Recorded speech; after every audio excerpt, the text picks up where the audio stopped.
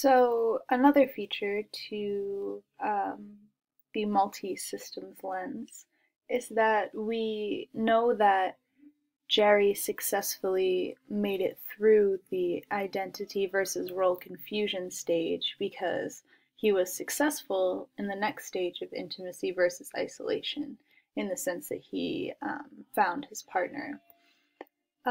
Some quotations that he provided to me during the interview included that his upbringing, the strictness of his family, the kind of disservices his sister provided for him, and the contentious bond that they shared, he said it made him what he is today.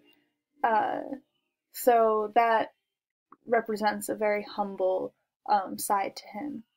He also said a big takeaway from this stage was always remember where you came from. Um, and he carried that through the rest of his life as well. But that was something that he developed for himself during this stage of development. He also, during this stage, but kind of a little bit later in life, developed the philosophy to be fair and firm with everyone, which was helpful when he was working with inmates. Um, and he began formulating this mindset while he was in the service. So, a second uh, look at stages of development, I used Kohlberg's theory of moral development. So, Kohlberg identifies three levels of moral development. The overarching idea of these stages of moral development is that people are in pursuit of a cooperative pursuit of common good uh, as a overall life purpose. So this theory kind of assumes that function, which maybe might be a limitation of it because maybe not everyone is in pursuit of the common good. For the purposes of this assignment, I would like to focus on the second level, conventional. So at the conventional level, there are two stages. I will be focusing on the second stage of maintaining the social order. So the reason why maintaining the social order would be applicable to this same life stage of identity versus role confusion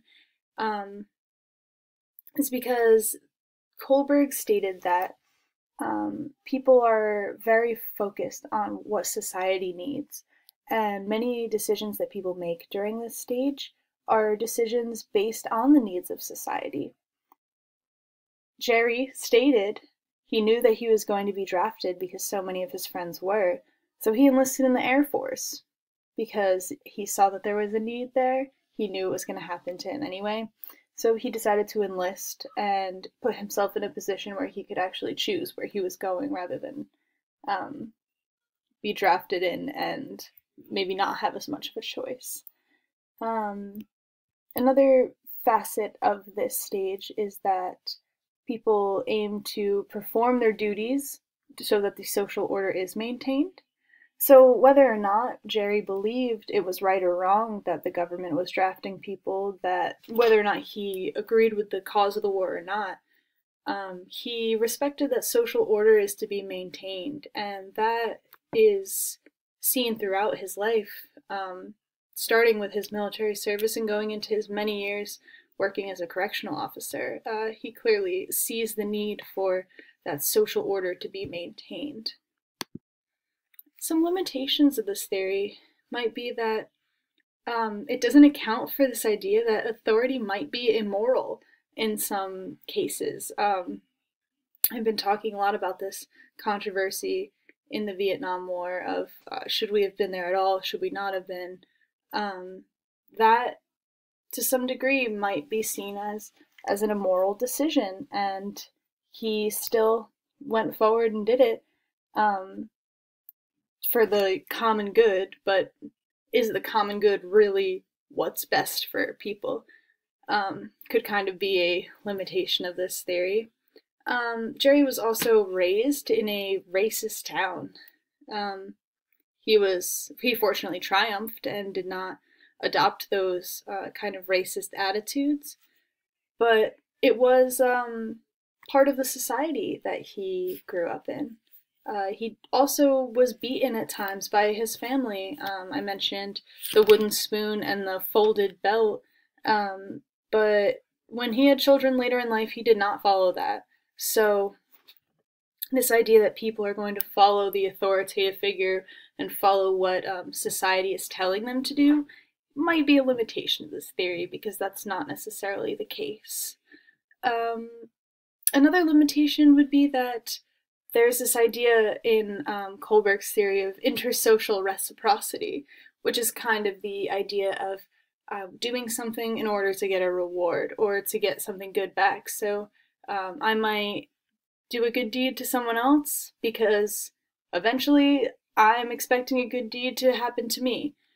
And I don't know if this is necessarily the case either. This seems like a very limited view to me.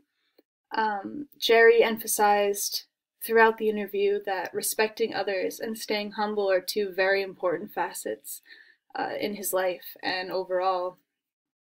So I don't really see him feeding into this idea of intersocial reciprocity. I don't see him doing good deeds, expecting good deeds to be done to him. So that might be a limitation as well to Kohlberg's theory. Here are my references, and I hope you enjoyed my older adult interview presentation. Thank you for watching.